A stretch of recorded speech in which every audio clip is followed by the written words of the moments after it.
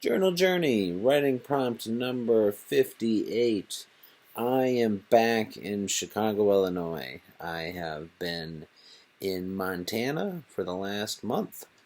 I haven't been in my apartment in about 38, 39 days, which, doesn't sound like a lot, but I am born, raised, and I've always lived in Illinois. I've lived in Illinois through different cities, of course. I've grew up in Geneva until I went to college, lived in Chicago for about 5 years, lived in Aurora for a couple of years, missing Chicago, and then eventually made my way back to Chicago for the last couple. And yeah, so living in Montana for a month, that was weird. That's why a lot of my videos had weird lighting. I was in different rooms. Yeah, I was renting in a house with my partner for the last month, and I'm so glad to be back home. It's felt very weird to be away for so long. I'm not sure if anyone has taken extended trips like that. I mean, I highly recommend it. If you work remote or are able to in some capacity, go rent and stay somewhere else. See what life would be like to be in a totally different place.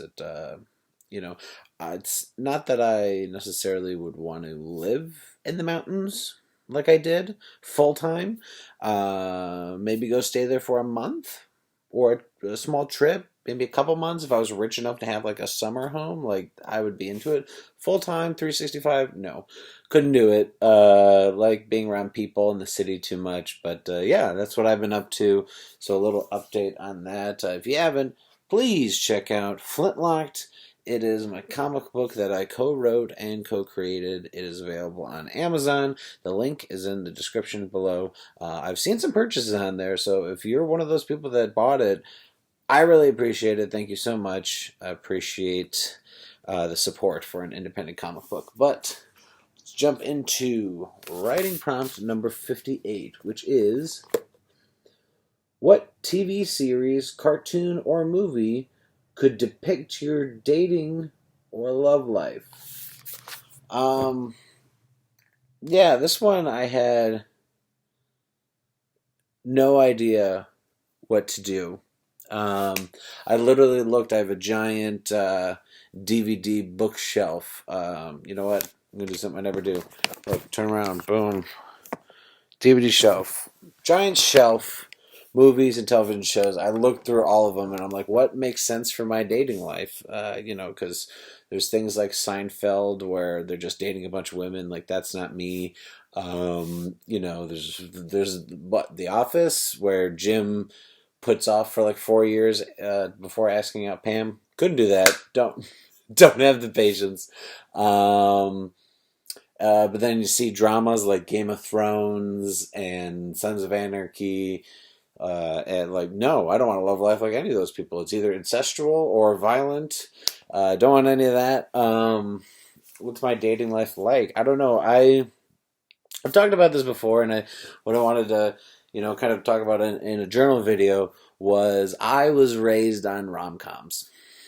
My mom loves them. She eats that shit up. If it's something with Meg Ryan or Julia Roberts or Jennifer Lopez, Reese Witherspoon, who are all those people that were in all those rom-coms from like the 90s, early 2000s, like she couldn't get enough of it. Even though she knows what would happen, she loved it. So I was subjected to a lot of those. And little did I know that when I got old enough, 15, 16, I started dating. I was a romantic. I would surprise them with flowers and, try to remember little things that could be good gifts that they maybe mention, so I'm not going to say like a specific rom-com. I often joked I feel like I'm the best friend. Like you have like a leading man, like someone, like Matthew McConaughey or I don't know, George Clooney or Richard Gere, like some like handsome man, and then they may have like a best friend who kind of says some lines, in the corner, feels like me, or like I noticed like someone like Judy Greer, who's just like the best friend slash side character and like everything. I feel like if I was in like a movie or something, I would be like the side character. I joked once and it was like I think the movie in my life I wouldn't even get the lead role. Uh, I don't know, but so I thought of rom coms mainly because that was a whole thing that didn't necessarily like improve my love life. I think it can teach a lot of the wrong things. You thinking that you need to do these gestures to like win a woman, or you need to. I don't know.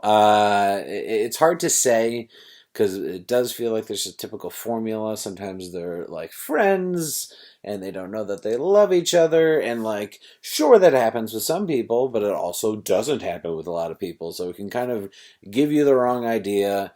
I don't know. It's something that sticks with me because I think my mom watched them so much, and then I wanted to be the guy that was like the one that the girl wanted to be with so bad. Yeah, which be a a little bit of psychology and a little bit of trying to acknowledge my problems. I kind of developed what I called like white knight syndrome. It's a problem where I feel like I said, not that I need to like rescue women. That's not what I'm trying to say. I felt like I generally think I'm a good guy. I'm sure most guys do, but I like listening. I like learning. I like sharing and growing close. It's the physical stuff isn't like number one for me. Looks aren't number one for me, and I think that's what I'm trying to say is I'm not the like typical. I don't even want to say typical, but a lot of women deal with asshole men. I don't think I'm one of those, and I have tried to overcompensate because usually women I meet have unfortunately had bad circumstances with men, and so I feel like I'm kind of starting with an uphill battle to show them that not all guys are assholes. And this has kind of become a rant about something totally different. But my love life and romantic life, I've had plenty of toxic relationships. I've been hurt. I've unfortunately hurt people. I'm in a very good partnership right now. I've been with someone for about a year and a half. It's great. Just went to Montana with them for the month. But yeah, and that's something that with her I'm trying to help work through is um, acknowledging my flaws and not just acknowledging them because anyone can acknowledge a flaw, but working through them to improve them, understand where they came from, and move on. Yeah, so I decided to kind of go down that path because I've always found myself to be, as they call, a hopeless romantic. I think people in rom coms are often hopeless romantics.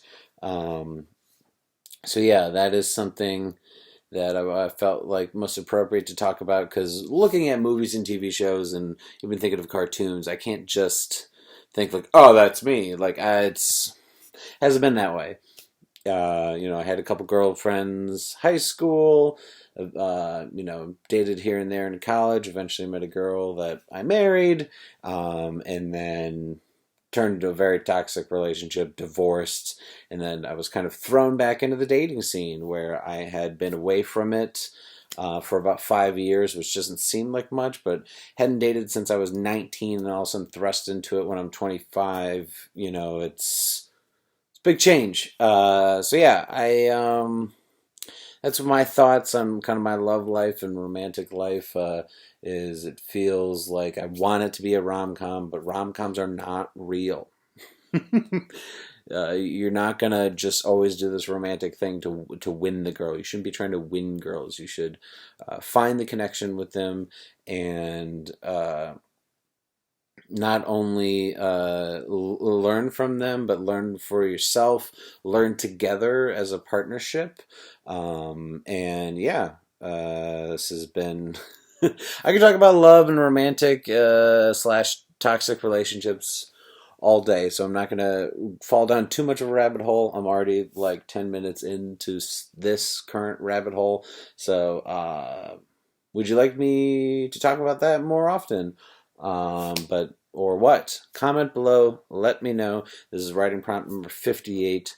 What TV show, cartoon, or movies do you think is similar to your love or romantic life? Like I said, not necessarily saying that rom-coms are like my life, but it's something that was a big influence in my life.